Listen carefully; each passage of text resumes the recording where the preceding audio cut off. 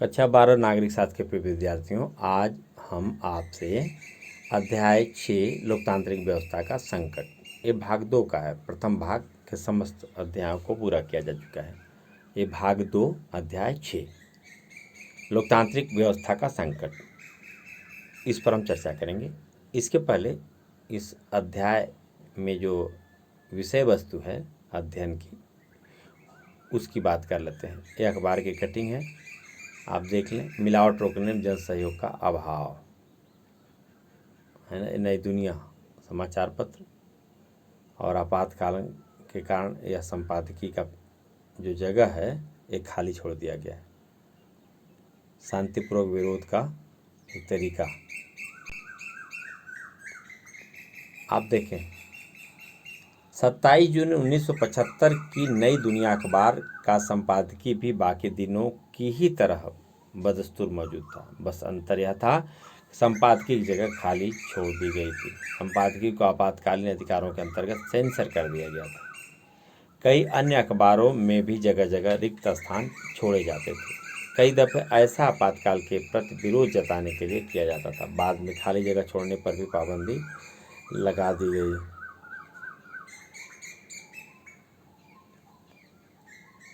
1971 के बाद कांग्रेस को नवजीवन मिला, लेकिन इस पार्टी में अब पहले वाली बात नहीं रही।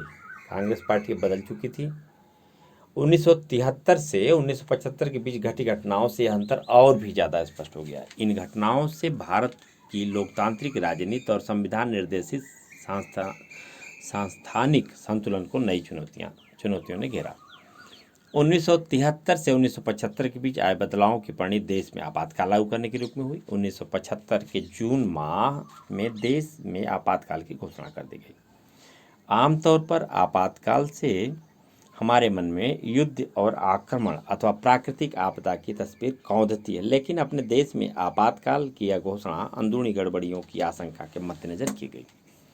आपातकाल की घोषणा जिस नाटकीय रूप में हुई थी, उसी अंदाज में इसका खात्मा भी हुआ। आपातकाल की घोषणा के कारण 1977 के लोकसभा चुनाव में कांग्रेस हार गई। इस अध्याय में हम अपना ध्यान भारतीय लोकतंत्र के इतिहास के इसी निर्णायक दौर पर केंद्रित करेंगे। साथ ही कुछ ऐसे सवाल पूछेंगे जो सालों गुजरने के बाद भी विवादास्पद बने रहे, जैसे आपातकाल क्यों लागू किया, क्या ऐसा करना जरूरी था, आपातकाल लागू करने की व्यावहारिक अर्थ क्या था, दलगत राजनीति के लिहाज से आपातकाल के क्या परिणाम हुए, आपातकाल से भारतीय लोकतंत्र ने क्या सबक सीखे। लोकतांत्रिक व्यवस्था का संकट, आपातकाल की पृष्ठभूमि।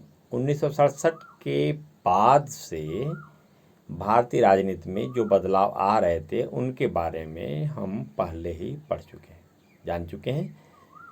इंदिरा गांधी एक कद्दावर नेता के रूप में उभरी थी और उनकी लोकप्रियता अपने चरम पर थी। इस दौर में दलगत प्रतिस्पर्धा कहीं ज़्यादा तीखी ध्रुवीकृत हो चली थी। इस अवधि में न्यायपालिका और सरकार के आपसी रिश्तों में भी तनाव आए। सर्वोच्च न्यायालय ने सरकार की कई पहलकदमियों को संविधान के विरुद्ध माना। कांग्रेस पार्टी का मानना था कि अदालत का यह रवैया लोकतंत्र के सिद्धांतों और संसद की सर्वोच्चता के विरुद्ध है। कांग्रेस ने यह आरोप भी लगाया कि अदालत एक यथास्थितिवादी संस्था है। यह संस्था गरीबों को लाभ पहुंचाने वाले कल्याण कार्यक्रमों को लागू करने की राह में रोड़े अटका रही है। कांग्रेस के विपक्ष में जो दल थे, उन्हें लग रहा था कि सरकार प्राधिकार को निजी प्राधिकार मानकर इस्तेमाल कर रही है और राजनीति हद से ज़्यादा व्यक्तिगत होती जा रही है। कांग्रेस की टूट से इंदिरा गांधी उनके विरोधियों के बीच मतभेद गहरे हो गए। आर्थिक संदर्भ, 1971 के चुनाव में कांग्रेस ने गरीबी हटाओ का नारा दिया था। बहरहाल 1971-72 के बाद के सालों में देश की सामाजिक आर्थिक दशा में खास सुधार नहीं हुआ। बांग्लादेश के संकट से भारत की अर्थव्यवस्था पर भारी बोझ पड़ा। लगभग 80 लाख लोग पूर्वी पाकिस्तान की सीमा पार करके भारत आ गए थे। इसके बाद पाकिस्तान से युद्ध भी करना पड़ा। युद्ध के बाद अमेरिका ने भारत को हर तरफ की सहायता देना बंद कर दिया। इसी अवधि में अंतर्राष्ट्रीय बाजार में तेल की कीमतों में कई गुना बढ़ोतरी हुई। इससे विभिन्न चीज़ों की कीमतें भी तेज़ी से बढ़ी। 1973 में चीज़ों की कीमतों में 23% और 1974 में 30% का इजाफा हुआ। इस तीव्र मूल्य वृद्धि से लोगों को भारी कठिनाई हुई। औद्योगिक विकास की दर बहुत कम थी और बेरोजगारी बहुत बढ़ गई थी। ग्रामीण इलाकों में बेरोजगारी बेतहाशा बढ़ी थी। खर्चे को कम करने के लिए सरकार ने अपने कर्मचारियों के वेतन को रोक दिया। इससे सरकारी कर्मचारियों में बहुत असंतोष पनपा। 1972-73 के वर्ष में मानसून असफल रहा। इससे कृषि की पैदावार में भारी गिरावट आई। खाद्यान्न का उत्पादन 8% कम हो गया। आर्थिक स्थिति की बदहाली को लेकर पूरे देश में असंतोष का माहौल था। इस स्थिति में गैर कांग्रेसी पार्टियों ने बड़े कारगर तरीके से जन विरोध की अगुवाई की। 1960 के दशक से ही छात्रों के बीच विरोध के स्वर उठने लगे थे। ये स्वर इस अवधि में और ज़्यादा, आप देखें, प्रधानमंत्री ने कहा आगे के दिन मुश्किल। अच्छा तो यही होता है कि 1973 का यह साल जितनी जल्दी हो सके बीत जाता।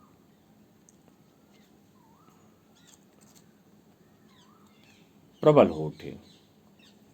ये स्वर इस अवधि में और ज़्यादा प्रबल हो उठे। संसदीय राजनीति में विश्वास न करने वाले कुछ मार्क्सवादी समूहों की सक्रियता भी इस अवधि में बढ़ी। इन समूहों ने मौजूदा राजनीतिक प्रणाली और पूंजीवादी व्यवस्था खत्म करने के लिए हथियार उठाया। राज्य विरोधी तकनीकों का सहारा लिया। ये समूह मार्क्सवादी, लेनिनवादी, अब माओवादी अथवा नक्सलवादी के नाम से जाने गए। ऐसे समूह पश्चिम बंगाल में सबसे ज़्यादा सक्रिय थे। पश्चिम बंगाल की सरकार ने इन्हें दबाने के लिए कठोर कदम उठाए। गुजरात और बिहार का आंदोलन। गुजरात और बिहार दोनों ही राज्यों में कांग्रेस सरकार थी। यहाँ के छात्र आंदोलन ने इस दोनों प्रदेशों की राजनीति पर गहरा असर तो डाला ही, राष्ट्रीय स्तर की राजनीति पर भी इससे दूरगामी परिणाम हुए। 1974 के जनवरी माह में गुजरात के छात्रों ने खाद्यान्न, खाद्य तेल तथा अन्य आवश्यक वस्तुओं की बढ़ती हुई कीमत, उच्च पदों पर जारी भ्रष्टाचार के खिलाफ आंदोलन छेड़ दिया। छात्र आंदोलन में बड़ी राजनीतिक पार्टियां भी शरीक हो गईं। इस आंदोलन ने विकराल रूप धारण कर लिया। ऐसे में गुजरात में राष्ट्रपति शासन लगा दिया गया। विपक्षी दलों ने राज्य की विधानसभा के लिए दोबारा चुनाव कराने की मांग की। कांग्रेस ओ के प्रमुख नेता मोरारजी देसाई ने कहा कि अगर राज्य में नए सिरे से चुनाव नहीं करवाए गए तो मैं अनिश्चितकालीन भूख हड़ताल पर बैठ जाऊंगा। मोरारजी अपने कांग्रेस के दिनों में इंदिरा गांधी के मुख्य विरोधी रहे थे। विपक्षी दलों द्वारा समर्थित छात्र आंदोलन के गहरे दबाव में 1975 के जून में विधानसभा के चुनाव हुए। कांग्रेस इस चुनाव में हार गई।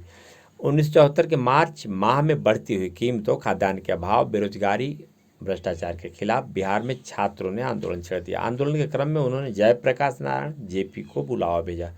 जेपी तब सक्रिय राजनीति छोड़ चुके थे, सामाजिक कार्यों में लगे हुए थे। छात्रों ने अपने आंदोलन की अगुवाई के लिए जयप्रकाश नारायण को बुलावा भेजा था। जेपी ने छात्रों का निमंत्रण इस शर्त पर स्वीकार किया कि आंदोलन अहिंसक रहेगा, अपने को सिर्फ बिहार तक सीमित नहीं रखेगा।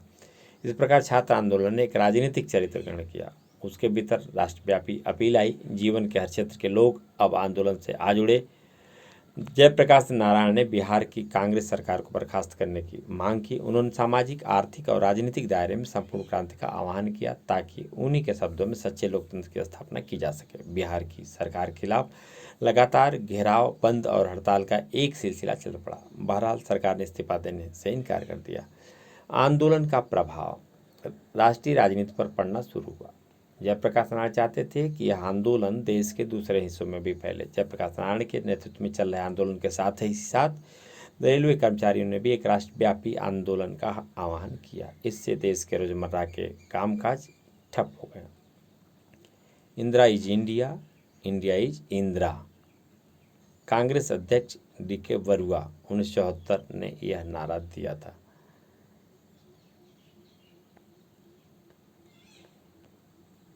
इस तरफ देखें आप, संपूर्ण क्रांति अब नारा है, भावी इतिहास हमारा है। 1974 के बिहार आंदोलन का एक नारा। गरीब जनता पर सचमुच भारी मुसीबत आई होगी। आखिर गरीबी हटाओ के वादे का क्या हुआ?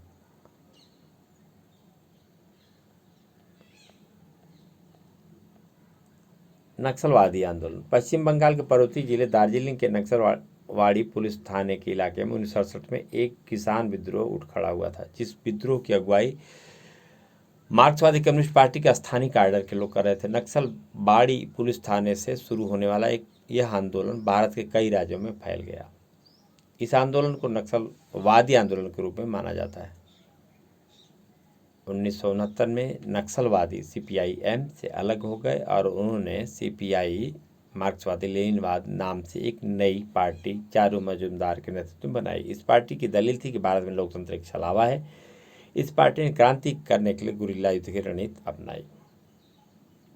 नक्सलवादी आंदोलन ने धनी भूस्वामियों से बलपूर्वक जमीन छीनकर गरीब और भूमिहीन लोगों को दी। इस आंदोलन के समर्थक अपने राजनीतिक लक्ष्यों को हासिल करने के लिए हिंसक साधनों के इस्तेमाल के पक्ष में दलील देते थे। इस वक्त कांग्रेस शासित पश्चिम बंगाल सरकार ने निरोधक नज़रबंदी समेत कई बड़े कदम उठाए, लेकिन नक्सलवादी आंदोलन रुक न सका। बाद के सालों में यह देश के कई अन्य भागों में फैल गया। नक्सलवादी आंदोलन अब कई दलों और संगठनों में बढ़ चुका था। इन दलों में से कुछ जैसे सीपीआई, एमएल लिबरेशन खुली लोकतांत्रिक राजनीति में भागीदारी करते हैं। फिलहाल 9 राज्यों के लगभग 75 जिले नक्सलवादी हिंसा से प्रभावित हैं। इनमें अधिकतर बहुत पिछड़े इलाके हैं और यहाँ आदिवासियों की संख्या ज़्यादा है। इन इलाकों में बटाई या पट्टे पर खेतीबाड़ी करने वाले तथा छोटे किसान उपज में हिस्से, पट्टे की सुनिश्चित अवधि और उचित मजदूरी जैसे अनेक बुनियादी हकों से वंचित हैं। जबरिया मजदूरी, बाहरी लोगों द्वारा संसाधनों का दोहन, सूदखोरों द्वारा शोषण भी इस इलाके में आम बात है। इन स्थितियों से नक्सलवादी आंदोलन में बढ़ोतरी हुई है। सरकार ने नक्सलवादी आंदोलन से निपटने के लिए कड़े कदम उठाए हैं। मानवाधिकार समूह ने सरकार के इस कदमों की आलोचना करते हुए कहा कि वह नक्सलवादियों से निपटने के क्रम में संवैधानिक मानकों का उल्लंघन कर रही है। नक्सलवादी हिंसा और नक्सल विरोधी सरकारी कार्रवाई में हजारों लोग अपनी जान गंवा चुके हैं। इधर देखें आप, जो काफ़ी चर्चित चेहरा रहा, अब यहाँ देखें आप, नक्सलवाद की पृष्ठभूमि पर अब अनेक फिल्में बनी। महाश्वेता के उपन्यास पर आधारित 1084 की माँ ऐसी एक फिल्म है।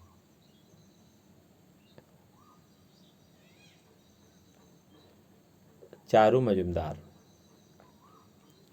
1918-1972 कम्युनिस्ट क्रांतिकारी और नक्सलवादी बगावत के नेता आज़ादी से पहले तेभांगा आंदोलन में भागीदारी, सीपीआई छोड़ी और कम्युनिस्ट पार्टी ऑफ इंडिया मार्क्सवादी लेनिनवादी की स्थापना, किसान विद्रोह के माओवादी पंथ में विश्वास, क्रांतिकारी हिंसा के समर्थक, पुलिस हिरासत में मौत। यह महत्वपूर्ण बिंदु है। अभी तक जो भी राजनीतिक गतिविधियाँ हो रही थी वे अहिंसा आंदोलन के समर्थक थे, परंतु यह आंदोलन क्रांतिकारी हिंसा के समर्थक, यह प्रमुख बिंदु हिंसा, इस पर हम ध्यान केंद्रित कर रहे हैं।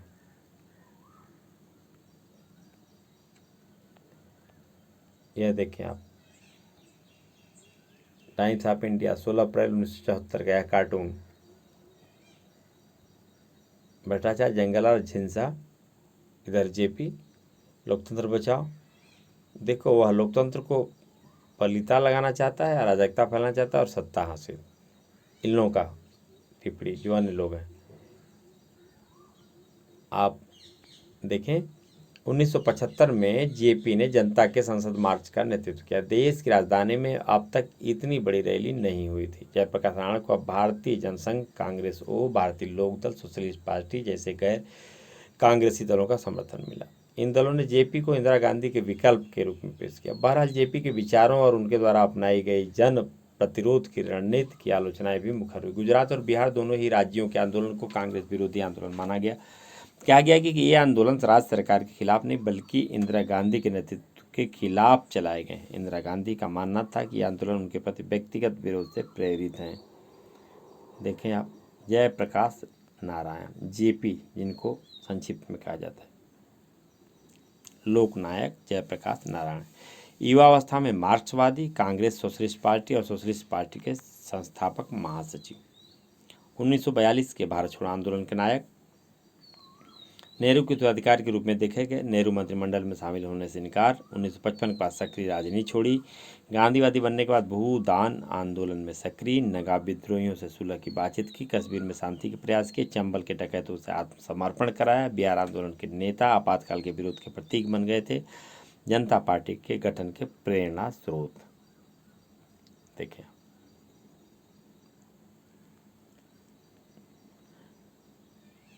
न्यायपालिका के साथ इस दौर में सरकार और शासक दल के गहरे मतभेद पैदा हुए। क्या आपको संसद और न्यायपालिका के बीच चले लंबे संघर्ष की चर्चा याद है? इसके बारे में आपने पिछले साल पढ़ा था। इस क्रम में 3 संवैधानिक मसले उठे थे। क्या संसद मौलिक अधिकारों में कटौती कर सकती है? सर्वोच्च न्यायालय का जवाब था कि संसद ऐसा नहीं कर सकती। दूसरा यह कि क्या संसद संविधान में संशोधन करके संपत्ति के अधिकार में काटछाट कर सकती है? इस मसले पर सर्वोच्च न्यायालय का यही कहना था कि सरकार संविधान में इस तरह संशोधन नहीं कर सकती कि अधिकारों की कटौती हो जाए। तीसरे, संसद ने यह कहते हुए संविधान में संशोधन किया कि वह नीति निर्देशक सिद्धांतों को प्रभावकारी बनाने के लिए मौलिक अधिकारों में कमी कर सकते हैं, लेकिन सर्वोच्च न्यायालय ने इस प्रावधान को भी निरस्त कर दिया। इससे सरकार और न्यायपालिका के बीच संबंधों में तनाव आ गया। आपको याद होगा कि संकट के परिणत केशवानंद भारती के मशहूर मुकदमे के रूप में सामने आई। इस मामले में सर्वोच्च न्यायालय ने फैसला सुनाया कि संविधान का एक बुनियादी ढांचा है और संसद इस ढांचागत विशेषताओं में संशोधन नहीं कर सकती। 2 और बातों ने न्यायपालिका और कार्यपालिका के संबंध में तनाव बढ़ाया। 1973 में केशवानंद भारती के मुकदमे में सर्वोच्च न्यायालय द्वारा फैसला सुनाने के तुरंत बाद भारत के मुख्य न्यायाधीश का पद खाली हुआ।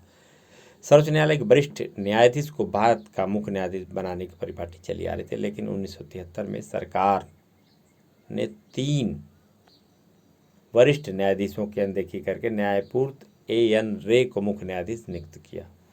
यह निर्णय राजनीतिक रूप से विवादास्पद बन गया, क्योंकि सरकार ने जिन 3 न्यायाधीशों की वरिष्ठता की अनदेखी की इन मामले में की थी, क्योंकि सरकार ने इस कदम के विरुद्ध फैसला दिया।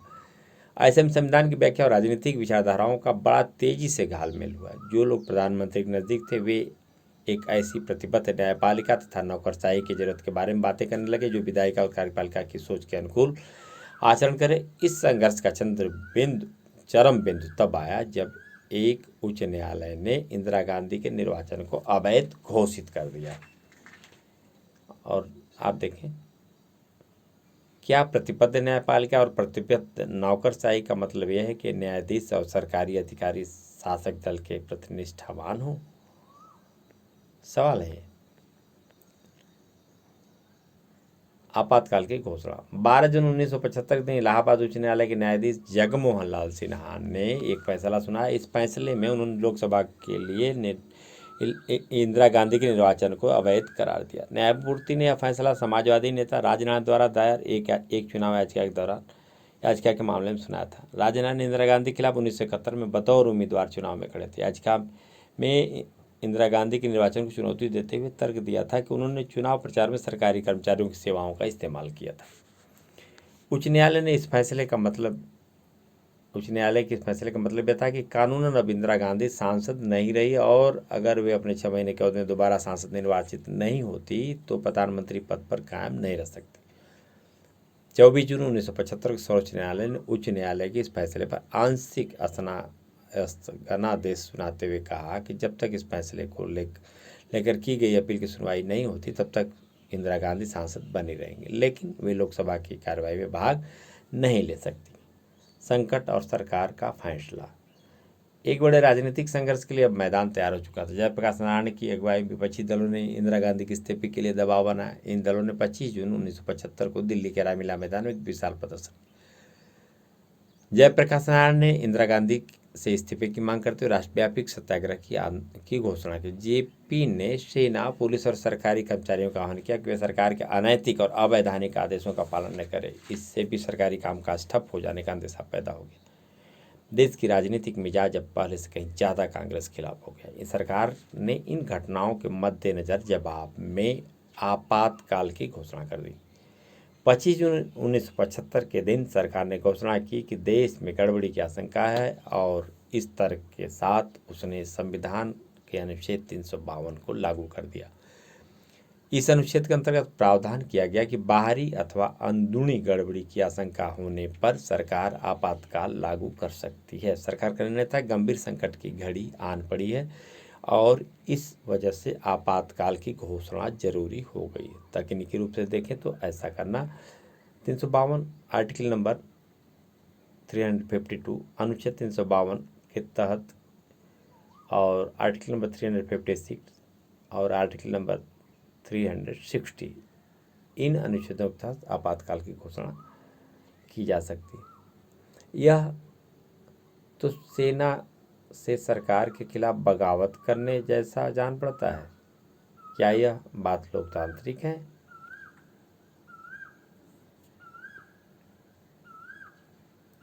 तकनीकी रूप से देखें तो ऐसा करना, आप देखें,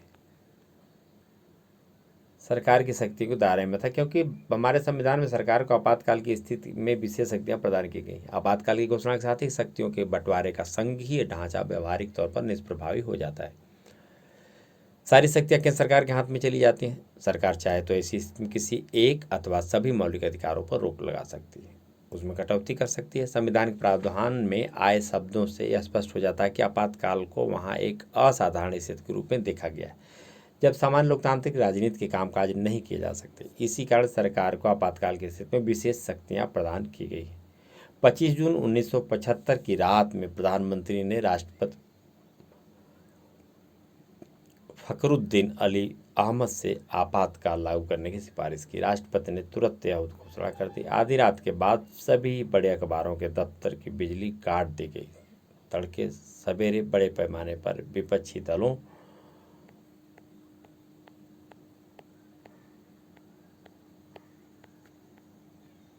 नेताओं, कार्यकर्ताओं की गिरफ्तारी हुई। 26 जून की सुबह 6 बजे एक विशेष बैठक में मंत्रिमंडल को इस बात की सूचना दी गई, लेकिन तब तक बहुत कुछ हो चुका था।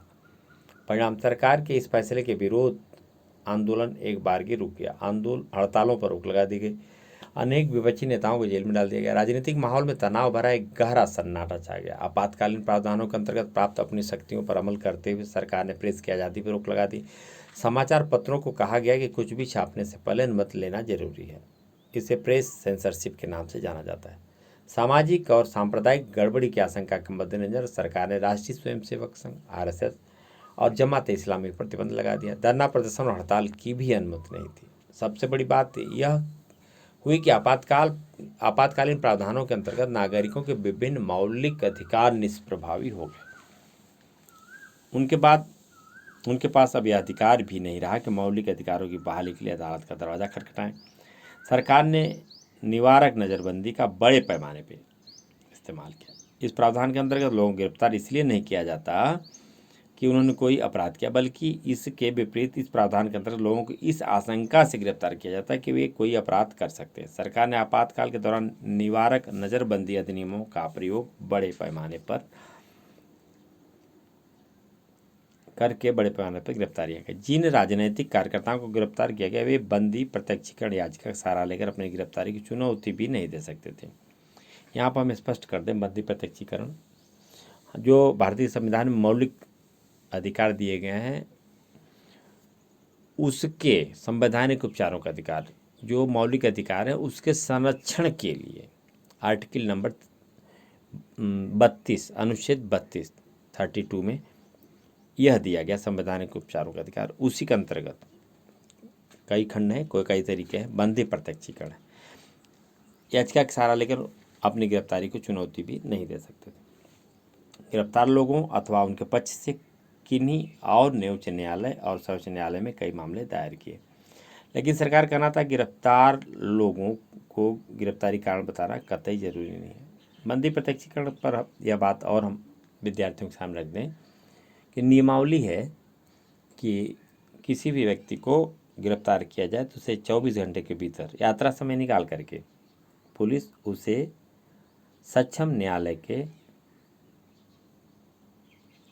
समक्ष प्रस्तुत करेगी।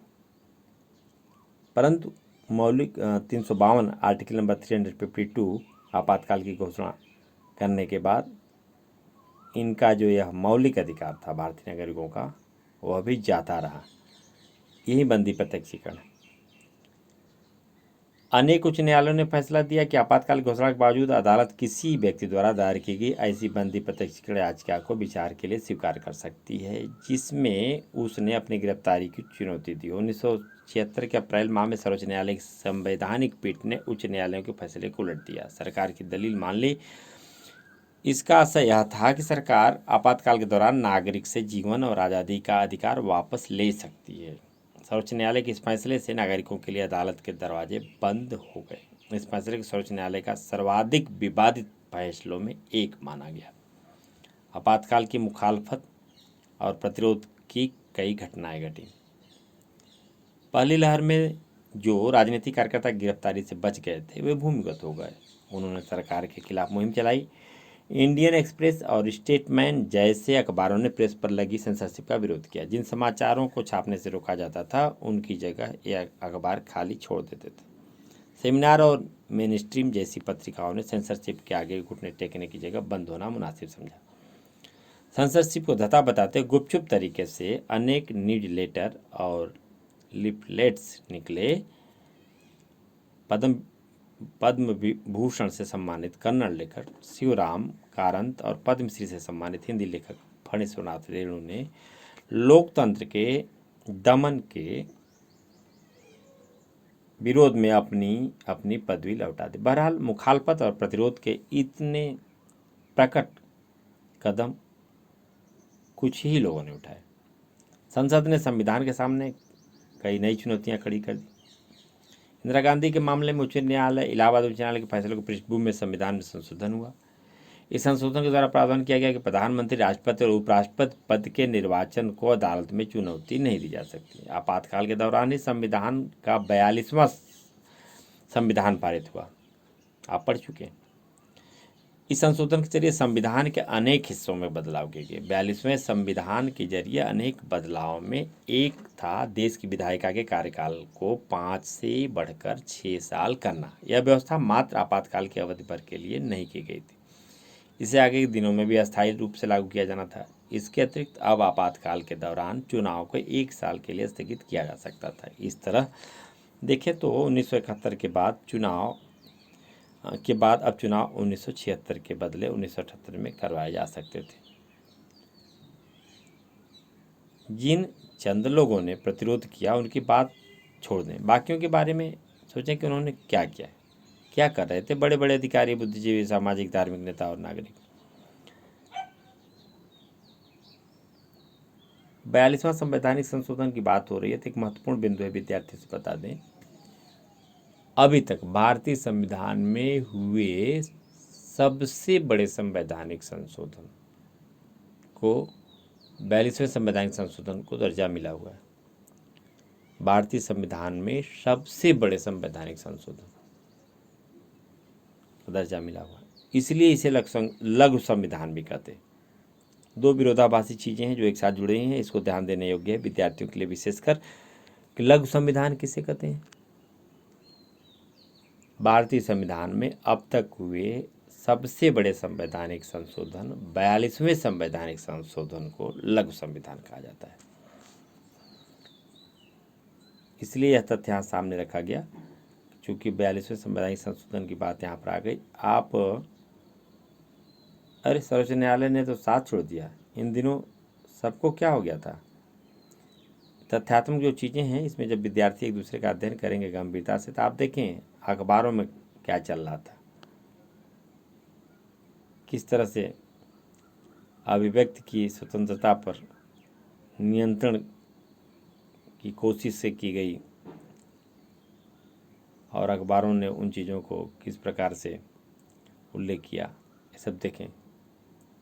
इतने लोगों के साथ रहते हुए आपको कुर्सी छोड़ने की बात नहीं सोचनी चाहिए। देखिए आप हस्तगनादेश राजनीतिक संगठन इधर दूसरी तरफ, और यहाँ पर देखें आप इन अखबारों की कटिंग जिसमें आपातकाल की घटनाओं की चर्चा हुई है। और आपातकाल के संदर्भ में विवाद। आपातकाल भारतीय राजनीति का सर्वाधिक विवादास्पद प्रकरण है। इसका एक कारण है आपातकाल की घोषणा की जरूरत को लेकर विभिन्न दृष्टिकोणों का होना। दूसरा कारण यह है कि सरकार ने संविधान प्रदत्त अधिकारों का इस्तेमाल करके व्यवहारिक तौर पर लोकतांत्रिक कामकाज को ठप कर दिया था। आपातकाल के बाद शाह आयोग ने अपनी जांच में पाया कि इस अवधि में बहुत सारी अति हुई। इसके अतिरिक्त भारत में लोकतंत्र पर अमल के लिहाज से आपातकाल से क्या क्या सबक सीखे जा सकते हैं, इस पर भी अलग अलग राय मिलती है। आइए इन पर एक एक करके नजर दौड़ाएं। शाह जांच आयोग।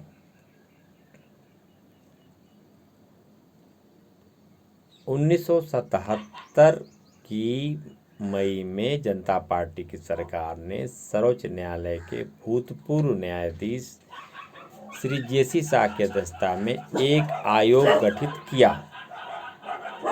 इस आयोग का गठन 25 जून 1975 के दिन घोषित आपातकाल के दौरान की गई कार्रवाई तथा सत्ता के दुरुपयोग, अत्याचार और कदाचार के विरुद्ध आरोपों के विविध पहलुओं की जांच के लिए किया गया था।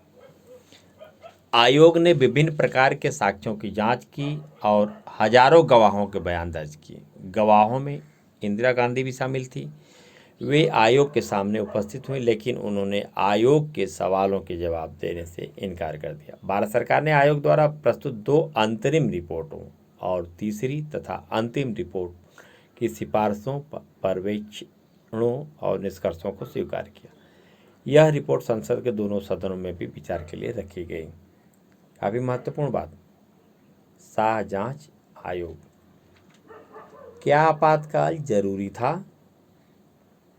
यह प्रश्न उस समय भी, यह प्रश्न अब भी, यह प्रश्न भविष्य में भी राजनीति शास्त्र के विद्यार्थियों के सम्मुख कदाचित बने रहेंगे। आपातकाल की घोषणा के बाद उल्लेख करते हुए संविधान के बड़े सादे ढंग से अंदरूनी गड़बड़ी जैसे शब्द का व्यवहार किया गया।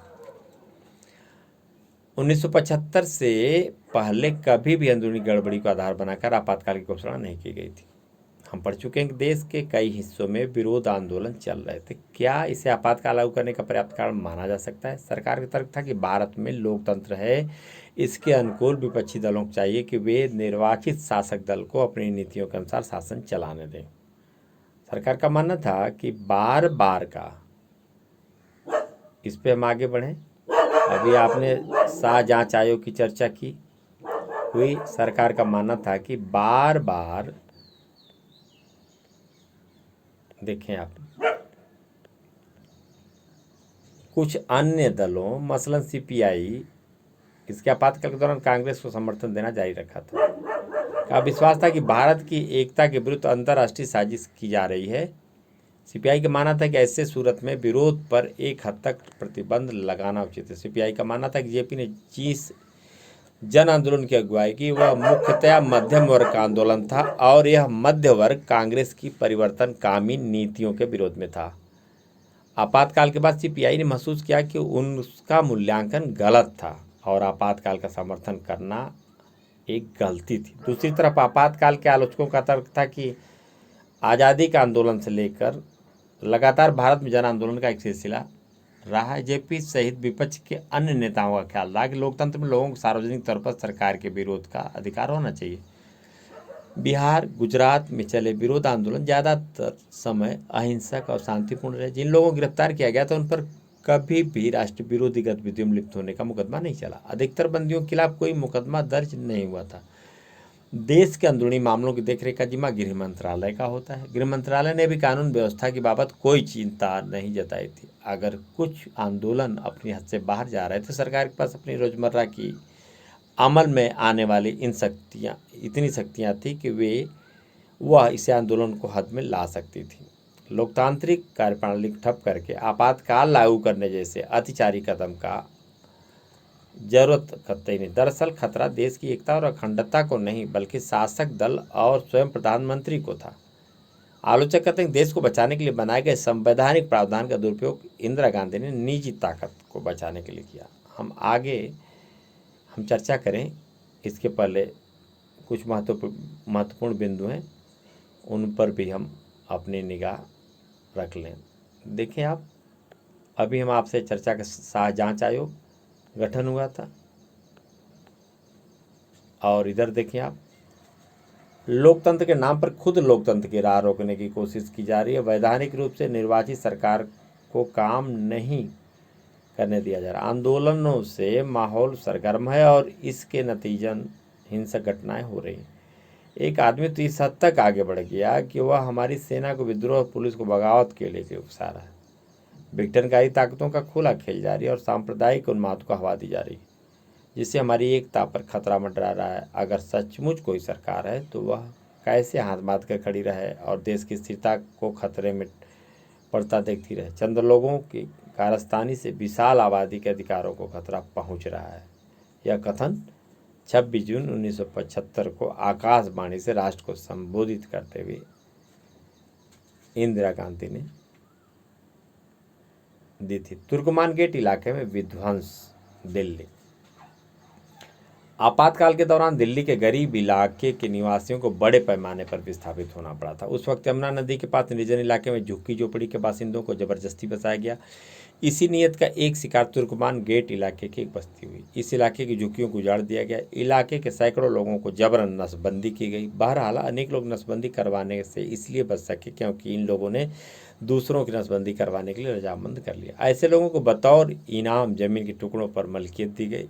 इस तरह कुछ लोग अगर सरकार द्वारा प्रायोजित प्रयासों के शिकार हुए तो कुछ लोगों ने कानूनन जमीन हासिल करने के लालच में दूसरों को बलि का बकरा बनाया और ऐसा करके खुद को विस्थापित होने से बचा लिया। यह जांच शाह जांच आयोग की अंतरिम रिपोर्ट बागदूती में इसका उल्लेख है। आगे देखें आप। अपने माता पिता अथवा परिवार और पास पड़ोस के अन्य बड़े बुजुर्गों से पूछिए कि 1975-77 के आपातकाल के दौरान उन पर क्या गुजरी थी। इन प्रमुख बिंदुओं पर नोट्स तैयार कीजिए। ऐसे लोगों के निजी अनुभव जिनका संबंध आपातकाल से हो। आपके इलाके में आपातकाल के समर्थन या विरोध में घटी कोई घटना। 1977 के चुनाव में ऐसे लोगों की भागीदारी। इन लोगों ने किसे वोट दिया और क्यों। अपने नोट्स को एक साथ मिलाकर लिखिए। आपातकाल के दौरान मेरा गांव या मेरा शहर शीर्षक से एक सामूहिक रिपोर्ट तैयार कीजिए। यह विद्यार्थियों के लिए एक अनुभव का विषय होगा। इसके लिए वे खोजबीन करें और आपातकाल के दौरान क्या क्या हुआ। आपातकाल का वास्तविक क्रियान्वयन भी अपने आप में विवाद का मुद्दा रहा है। सरकार ने अपनी आपातकालीन शक्तियों का दुरुपयोग किया। क्या इस दौरान सत्ता का दुरुपयोग हुआ और उसके बूते ज्यादतियाँ की गई। सरकार ने कहा कि वह आपातकाल के जरिए कानून व्यवस्था को बहाल करना चाहती थी, कार्यकुशलता बढ़ाना चाहती थी और गरीबों के हित के कार्यक्रम लागू करना चाहती थी। इस उद्देश्य से सरकार ने एक 20 सूत्री कार्यक्रम की घोषणा की और इसे लागू करने का अपना दृढ़ संकल्प दोहराया। 20 सूत्री कार्यक्रम में भूमि सुधार, भू पुनर्वितरण, खेतिहर मजदूरों के पारिश्रमिक पर पुनर्विचार, प्रबंधन में कामगारों की भागीदारी, बदुआ मजदूरी की समाप्ति आदि मसले शामिल थे। आपातकाल की घोषणा के बाद शुरुआती महीनों में मध्य वर्ग इस बात से बड़ा खुश था कि विरोध आंदोलन समाप्त हो गया, सरकारी कर्मचारियों पर अनुशासन लागू हुआ। गरीब और ग्रामीण जनता को भी उम्मीद थी कि सरकार जिन कल्याण कार्यक्रमों को लागू करने के वायदे कर रही थी उन्हें अब कारगर तरीके से लागू किया जाए। समाज के विभिन्न वर्गों की अलग अलग अपेक्षाएं थीं और इस कारण आपातकाल को लेकर उनके दृष्टिकोण भी अलग अलग थे। आप देखें यहाँ पर, नहीं अभी नहीं, अभी तुम अपने पैरों पर खड़ा होने लायक नहीं हुए हो। एक कार्टून देखें आप, 1976 ए हैप्पी न्यू ईयर, आपातकाल की घोषणा। मेरे देखें आप, ये कार्टून है आर.के. लक्ष्मण का, टाइम्स ऑफ इंडिया में। आपातकाल के आलोचकों ने ध्यान दिलाया कि सरकार के ज़्यादातर वायदे पूरे नहीं हुए। आलोचकों का कहना है कि सरकार अपने वादों की ओट लेकर जातियों से लोगों का ध्यान हटाना चाहती थी। आलोचकों ने निवारण नज़रबंदी के बड़े पैमाने के इस्तेमाल पर भी सवाल उठाए। आपातकाल के दौरान अनेक प्रमुख नेताओं को गिरफ्तार कर लिया गया। दरअसल कुल 676 नेताओं की गिरफ्तारी हुई। शाह आयोग का आकलन था कि निवारक नज़रबंदी कानूनों के तहत लगभग 1,11,000 लोगों को गिरफ्तार किया गया। प्रेस पर कई तरह की पाबंदी लगाई गई। इसमें कई पाबंदियां गैर कानूनी थी। शाह आयोग ने अपनी रिपोर्ट में लिखा कि दिल्ली बिजली आपूर्ति निगम के महाप्रबंधक को दिल्ली के लेफ्टिनेंट गवर्नर के दफ्तर से 26 जून 1975 की रात 2 बजे मौखिक आदेश मिला कि सभी अखबारों की बिजली आपूर्ति काट दी जाए। अखबारों की बिजली आपूर्ति 2-3 दिन बाद फिर बहाल की गई, लेकिन तब तक सेंसरशिप का पूरा ढांचा खड़ा किया जा चुका था। राजन की पुलिस हिरासत में मौत। कालीकट इंजीनियरिंग कॉलेज केरल के अंतिम वर्ष के छात्र पी राजन को 1 मार्च 1976 के दिन एक अन्य छात्र जोसेफ चाली के साथ छात्रावास से उठा लिया गया। राजन के पिता टीबी इचार वारियर ने अपने बेटे की तलाश में बहुत भागदौड़ की। वे विधायकों से मिले, संबद्ध अधिकारियों को अर्जी दी और तत्कालीन गृह मंत्री के करुणाकरण से भी मदद की गुहार लगाई।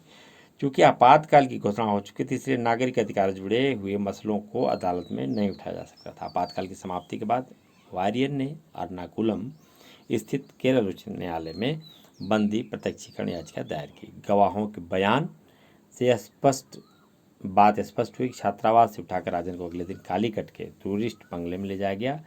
इस जगह पर पुलिस ने उसे यातना दी। अगली सुनवाई में केरल सरकार ने उच्च न्यायालय को बताया कि गैर कानूनी पुलिस हिरासत के दौरान पुलिस द्वारा लगातार यातना देने के कारण राजन की मौत हो गई। केरल उच्च न्यायालय की खंडपीठ ने फैसला सुनाया कि करुणाकरण ने अदालत से झूठ बोला था कि करुणाकरण उस समय तक केरल के मुख्यमंत्री बन चुके थे। उन्हें अदालत के फैसले के कारण अपने पद से इस्तीफा देना पड़ा। इसके अलावा कुछ और भी गंभीर आरोप ऐसे लोगों पर लगे थे जो आधिकारिक पद पर नहीं थे, लेकिन सरकारी ताकत इन लोगों ने इस्तेमाल किया था। प्रधानमंत्री के छोटे बेटे संजय गांधी उस वक्त किसी आधिकारिक पद पर नहीं थे, फिर भी प्रशासन पर उनका असर था। आरोप लगाया जाता है उन्होंने सरकारी कामकाज में दखल दिया। दिल्ली में झुग्गी झोपड़ियों को हटाने, जबरन नसबंदी करने की मुहिम में उनकी भूमिका को लेकर बड़े विवाद उठे। राजनीतिक कार्यकर्ताओं की गिरफ्तारी और प्रेस पर लगी पाबंदी के अतिरिक्त आपातकाल का बुरा असर आम लोगों को भी भुगतना पड़ा। आपातकाल के दौरान पुलिस हिरासत में मौत और यातना की घटनाएं घटी। गरीब लोगों को मनमाने ढंग से एक जगह से उजाड़ कर दूसरी जगह बसाने की घटनाएं हुई। जनसंख्या नियंत्रण के अति उत्साह में लोगों को अनिवार्य रूप से नसबंदी के लिए मजबूर किया गया। इन उदाहरणों से समझा जाता है कि लोकतांत्रिक प्रक्रिया के ठप पड़ने पर लोगों पर क्या गुजरती है। आपातकाल के सबक। आपातकाल से एक बार की भारतीय लोकतंत्र की ताकत और कमजोरियां उजागर होंगी। हालांकि बहुत से पर्यवेक्षक मानते हैं कि आपातकाल के दौरान भारत लोकतांत्रिक नहीं रह गया था, लेकिन यह भी ध्यान देने की बात है कि थोड़े ही दिनों के अंदर कामकाज फिर से लोकतांत्रिक ढर्रे पर लौट आया। इस तरह आपातकाल का एक सबक तो यही है कि भारत से लोकतंत्र को विदा कर पाना बहुत कठिन है। आप देख लें, कुछ चीज़ें हैं। 1975 में आपातकाल की घोषणा के चंद बाद उक्त पंक्तियां प्रकाशित की गई। टाइम्स ऑफ इंडिया में यह विज्ञापन अज्ञात के नाम से छपा था। गौर करें कि इसमें लोकतंत्र पर मंडराते खतरे की तरफ ध्यान खींचने के लिए किस तरह भाषा का कल्पनाशील प्रयोग किया गया और सेंसरशिप से बचने के लिए कैसे अपने संदेश को विज्ञापन के रूप में छपवाने का नया तरीका ढूंढा गया है।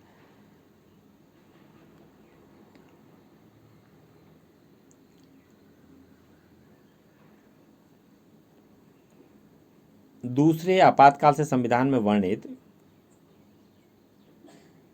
आपातकाल के प्रावधानों के कुछ अर्थगत उलझाव भी प्रकट हुए, जिन्हें बाद में सुधार लिया गया। अब अंदरूनी आपातकाल सिर्फ सशस्त्र विद्रोह की स्थिति में लगाया जा सकता था। यहाँ विद्यार्थियों को हम बता दें, जिस अनुच्छेद के तहत यह आपातकाल की घोषणा की गई थी वह अनुच्छेद था 352, आर्टिकल नंबर 352। उसमें शब्द का प्रयोग था अंदरूनी। अब उसके स्थान पर सशस्त्र विद्रोह। एक चीज और बताते हैं, युद्ध या सशस्त्र विद्रोह की स्थिति पर ही आर्टिकल नंबर 352 अनुच्छेद 352 का प्रयोग किया जा सकता है। आपातकाल की घोषणा की सलाह मंत्रिमंडल राष्ट्रपति को लिखित में थी। आपातकाल से हर कोई नागरिक अधिकारों पर ज्यादा सचेत हुआ। आपातकाल की समाप्ति के बाद अदालतों ने व्यक्ति के नागरिक अधिकारों की रक्षा में सक्रिय भूमिका निभाई। न्यायपालिका आपातकाल के वक्त नागरिक अधिकारों की कारगर तरीके से रक्षा नहीं कर पाई थी। इसे महसूस करके अब वह नागरिक अधिकारों की रक्षा में तत्पर हो गई।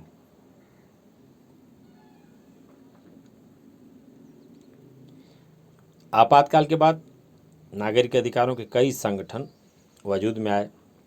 बहरहाल आपातकाल के संकटपूर्ण वर्षों ने कई ऐसे सवाल छोड़ दिए जिन पर पर्याप्त ध्यान नहीं दिया गया था। लोकतांत्रिक सरकार के रोजमर्रा के कामकाज और विभिन्न दलों और समूहों के निरंतर जारी राजनीतिक विरोध के बीच तनाव की स्थिति बनती है। ऐसे में दोनों के बीच एक सधा हुआ संतुलन क्या हो सकता है? क्या नागरिकों को विरोध की कार्रवाई में शामिल होने की पूरी आज़ादी होनी चाहिए अथवा उन्हें इसका कोई अधिकार ही नहीं होना चाहिए? ऐसे विरोध की सीमा क्या मानी जाए? आपातकाल का वास्तविक क्रियान्वयन पुलिस और प्रशासन के जरिए हुआ ये संस्थाएं स्वतंत्र होकर काम नहीं कर पाई, उन्हें शासक दल ने अपने राजनीतिक औजार बनाकर इस्तेमाल किया। शाह कमीशन की रिपोर्ट के अनुसार पुलिस और प्रशासन के राजनीतिक दबाव की चपेट में आ गए थे। अब समस्या आपातकाल के बाद भी खत्म नहीं हुई। यह समस्या आपातकाल के बाद की राजनीति। जैसे ही आपातकाल खत्म हुआ और लोकसभा के चुनाव की घोषणा हुई, वैसे ही आपातकाल का सबसे जरूरी और कीमती सबक राज्य व्यवस्था ने सीख लिया। 1977 के चुनाव एक तरह से आपातकाल के अनुभवों के बारे में जनमत संग्रह थे। उत्तर भारत में तो खास तौर पर, क्योंकि यहाँ आपातकाल का असर सबसे ज़्यादा महसूस किया गया था। विपक्ष ने लोकतंत्र बचाओ के नारे पर चुनाव लड़ा, जनादेश निर्णायक तौर पर आपातकाल के विरुद्ध था। सबक एकदम साफ था और कई राज्यों के विधानसभा चुनाव में भी स्थिति यही रही। जिन सरकारों को जनता ने लोकतंत्र विरोधी माना, उसे मतदाता के रूप में उसने भारी दंड दिया। इस अर्थ में देखें तो 1975-77 के अनुभवों की एक परिणति भारतीय लोकतंत्र के बुनियाद को पुख्ता बनाने में हुई। लोकसभा के चुनाव 1977। 18 महीने के आपातकाल के बाद 1977 की जनवरी माह में सरकार ने चुनाव कराने का फैसला किया। इसी के मुताबिक सभी नेताओं और राजनीतिक कार्यकर्ताओं को जेल से रिहा कर दिया गया। 1977 के मार्च में चुनाव हुए। ऐसे में विपक्ष को चुनावी तैयारी का बड़ा कम समय मिला, लेकिन राजनीतिक बदलाव की गति बड़ी तेज थी। आपातकाल लागू होने के पहले ही बड़ी विपक्षी पार्टियां एक दूसरे के नज़दीक आ रही थी। चुनाव के पहले इन पार्टियों ने एकजुट होकर जनता पार्टी नाम से एक नया दल बनाया। नई पार्टी ने जयप्रकाश नारायण का नेतृत्व स्वीकार किया। कांग्रेस के कुछ नेता भी जो आपातकाल के खिलाफ थे, इस पार्टी में शामिल हुए। कांग्रेस के कुछ नेताओं ने जगजीवन राम के नेतृत्व में एक नई पार्टी बनाई। इस पार्टी का नाम कांग्रेस फॉर डेमोक्रेसी था। बाद में यह पार्टी भी जनता पार्टी में शामिल हो गई। 1977 के चुनावों को जनता पार्टी ने आपातकाल के ऊपर जनमत संग्रह का रूप दिया। इस पार्टी ने चुनाव प्रचार में शासन के अलोकतांत्रिक चरित्र और आपातकाल के दौरान की गई ज्यादतियों पर जोर दिया। हजारों लोगों की गिरफ्तारी और प्रेस की सेंसरशिप की पृष्ठभूमि में जनमत कांग्रेस के विरुद्ध था। जनता पार्टी के गठन के कारण यह भी सुनिश्चित हो गया कि गैर कांग्रेसी वोट एक ही जगह पड़ेंगे। बात बिल्कुल साफ थी, कांग्रेस के लिए अब बड़ी मुश्किल आ पड़ी थी। देख सकते हैं आप इन सब चीज़ों को। और आगे देखें, अरे बाबा, इस आम आदमी से बच के रहना। अब वो अपने साथ कोई बदतमीजी बर्दाश्त नहीं कर सकता। देखें किस प्रकार का एक कार्टून है, और ये अभी ऊपर देख रहे हैं, नीचे देखिए आप, कांग्रेस को दिखाया गया है किस प्रकार से इमेजेंसी और क्या। 1970 कार्टूनिस्ट ने 1970 के चुनाव में हारने और जीतने वालों को किस तरह देखा है। आम आदमी के साथ खड़े हुए लोगों में जगजीवन राम, राजे देसाई, चरण सिंह और अटल बिहारी वाजपेयी को दिखाया गया।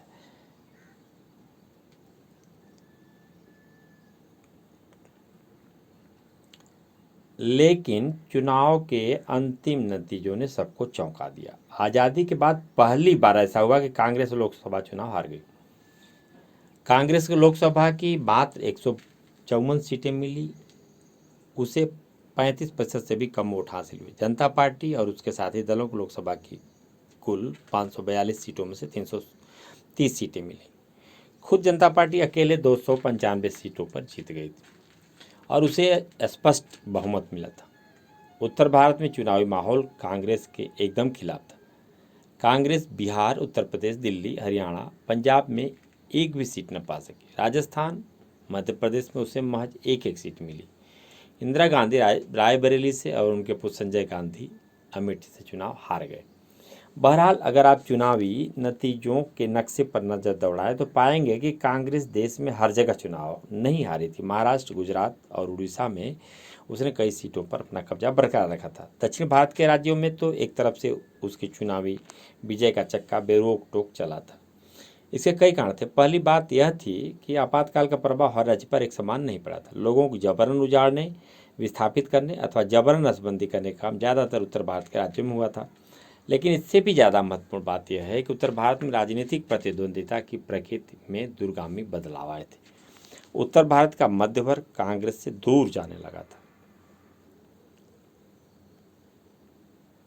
ये चित्र है, आप देखें। 1977 में बनी गैर कांग्रेसी सरकार का शपथ ग्रहण समारोह, आप देखें। चित्र में जयप्रकाश नारायण, जेपी कृपलानी, मोरारजी देसाई और अटल बिहारी वाजपेयी बैठे हुए नजर आ रहे हैं। चित्रों में देखें आप,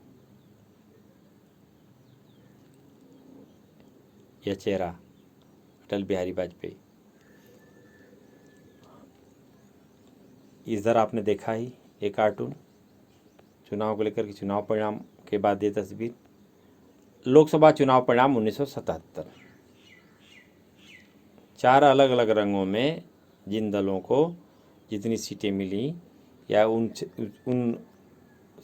पार्टियों का किन किन क्षेत्रों में कैसा प्रभाव रहा, उस रंग से, उस कलर से चिन्हित किया गया है। जनता पार्टी, पीएलडी, भारतीय राष्ट्रीय कांग्रेस, आईएनसी, वाम दल और अन्य, इन चारों को दिखाया गया है। देखें आप किस तरह से, आप देख सकते हैं अधिकांश हिस्सों पर जनता पार्टी।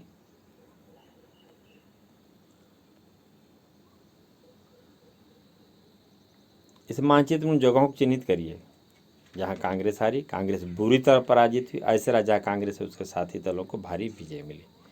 अगर उत्तर और दक्षिण के राज्यों में मतदाताओं ने इतने अलग अलग ढर्रे पर मतदान किया तो हम कैसे कहें कि 1970 के चुनाव का जनादेश क्या था? ये चर्चा का विषय हो सकता है, परंतु लोकतंत्र है, बहुमत के आधार पर फैसले होते हैं। यहाँ देखिए आप, इस कार्टून को देख लें आप क्रमशः, ये देखें आप,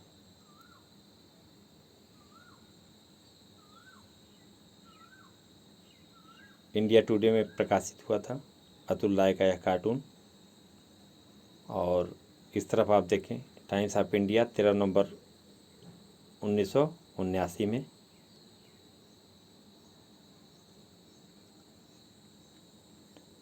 और इस तरफ देखें आप Times of India R K. Laxman का ये कार्टून।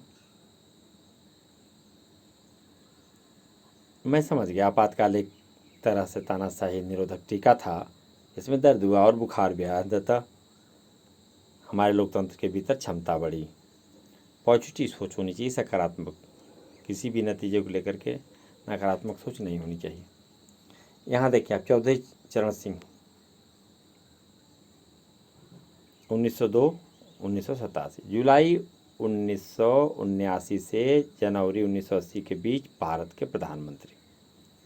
स्वतंत्रता सेनानी, उत्तर प्रदेश की राजनीति में सक्रिय, ग्रामीण एवं कृषि विकास के समर्थक, कांग्रेस छोड़ी और 1967 में भारतीय क्रांति दल का गठन, उत्तर प्रदेश में 2 बार मुख्यमंत्री, बाद में 1977 में जनता पार्टी के संस्थापकों में से एक, उप प्रधानमंत्री और गृह मंत्री 1977 से 1979, लोकदल के संस्थापक। यह संक्षिप्त परिचय है चौधरी चरण सिंह जी का। एक बार चित्र आप देख लें।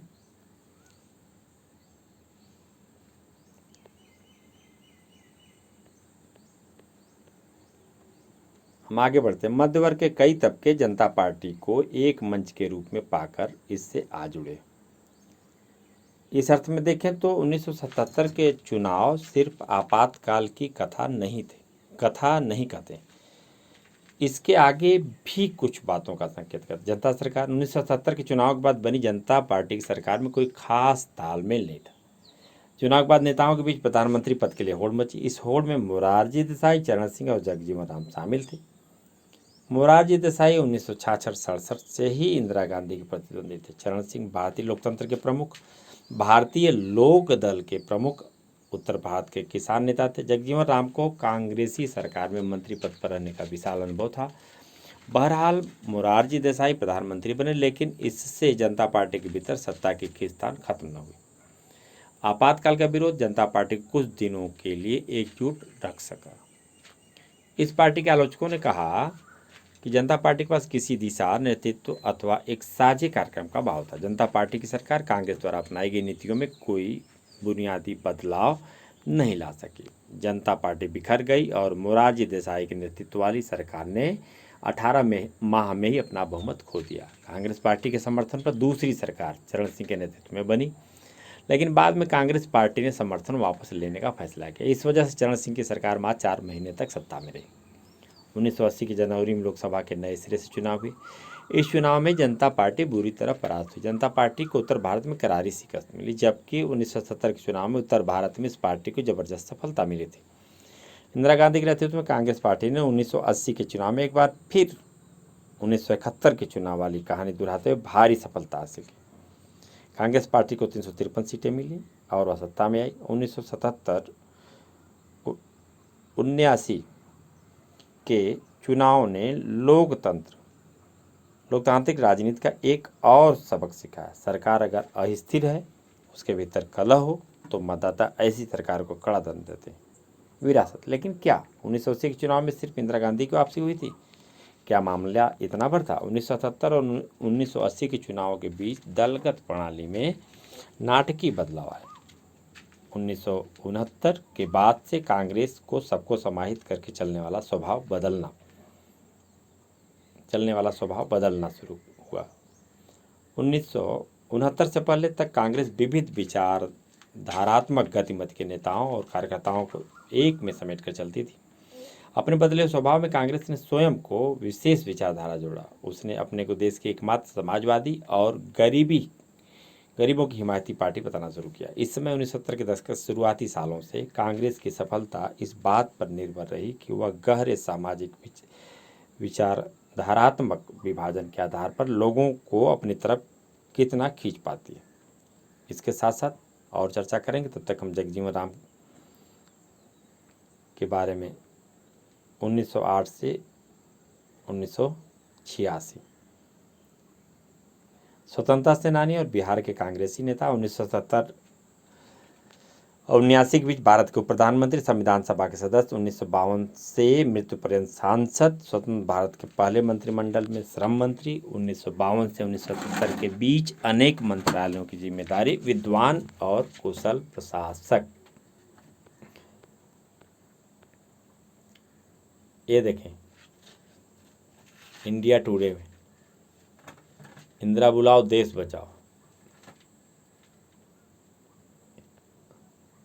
उसके बाद इस कार्टून को देखें आप, मैदान साहब, टाइम्स ऑफ इंडिया में सुप्रसिद्ध कार्टूनिस्ट R.K. लक्ष्मण का यह कार्टून।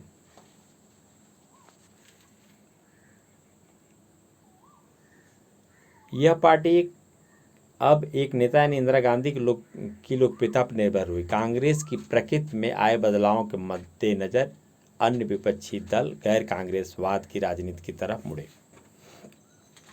विपक्ष के नेताओं को अब यह साफ साफ नजर आने लगा कि चुनावों में गैर कांग्रेसी वोट बिखरने नहीं चाहिए। इस चीज़ से 1970 के चुनाव में एक बड़ी भूमिका निभाई। अप्रत्यक्ष रूप से 1977 के बाद पिछड़े वर्गों की भलाई का मुद्दा भारतीय राजनीति पर हावी होना शुरू हुआ।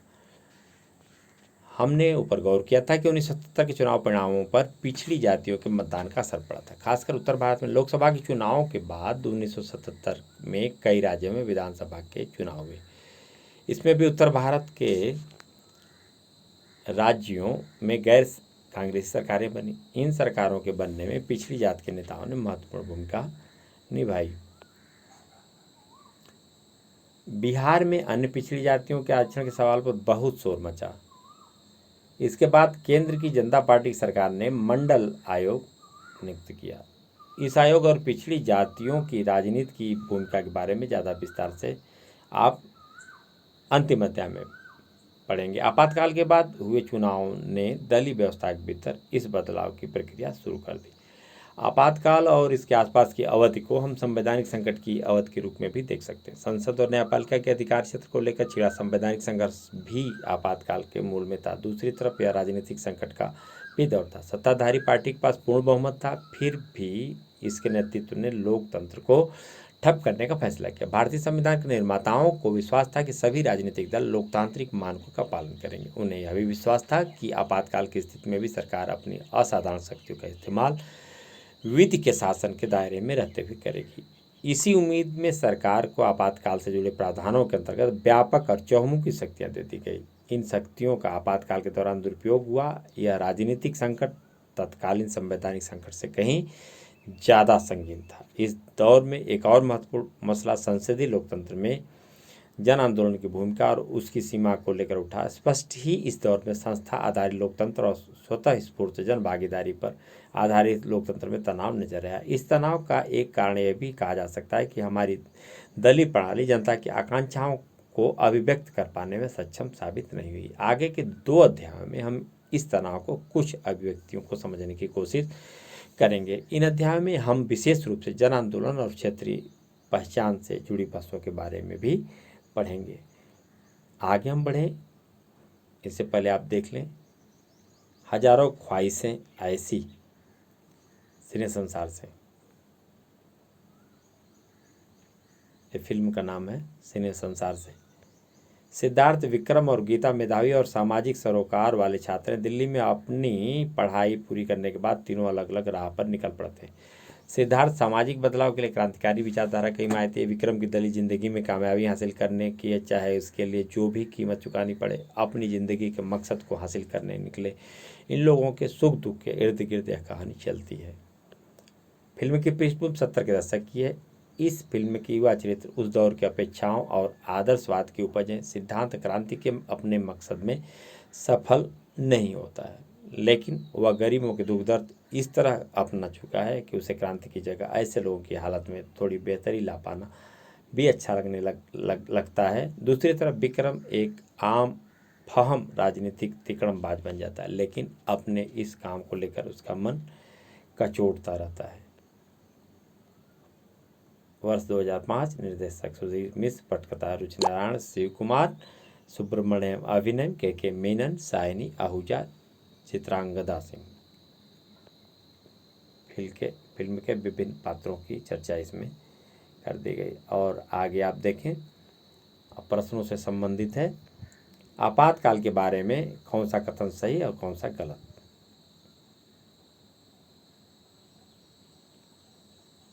आपातकाल घोषणा के संदर्भ में मेल नहीं खाता। आप देखें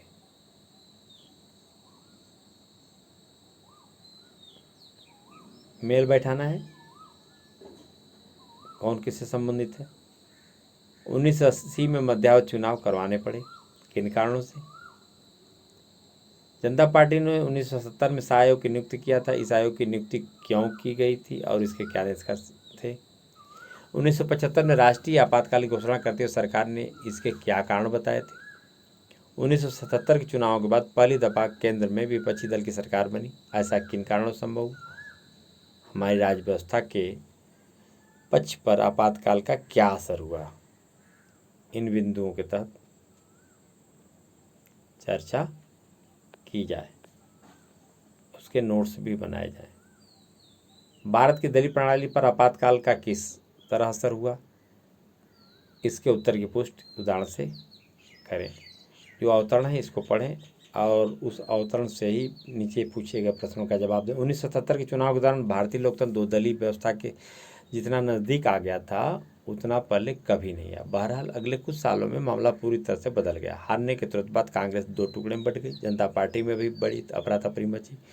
डेविड बटलर, अशोक लहिड़ी और प्रणव राव, पार्था चटर्जी, ये देखें आप, इससे प्रश्न बनते हैं। और यह बहुत ही महत्वपूर्ण चैप्टर है जिसमें आप लोकतांत्रिक व्यवस्था का संकट विषय से आपने इसे पढ़ा और समझा। इन चित्रों को देख लें। आपातकाल के बाद जब सरकार बनी थी तो शपथ ग्रहण समारोह में आप प्रमुख जनप्रतिनिधि मौजूद थे। इस कार्टून को भी आप एक बार देख लें। कांग्रेस को किस रूप में दर्शाया गया है।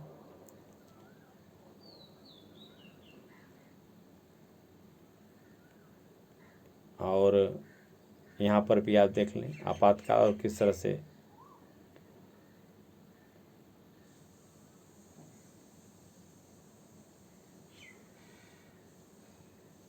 हम इन विभिन्न कतरनों को दिखा देते हैं अखबार में कि इमरजेंसी के दौरान अखबारों ने इन चीज़ों को तथ्यपरक तथ्यों को कैसे प्रकाशित किया था, प्रसारित किया था। और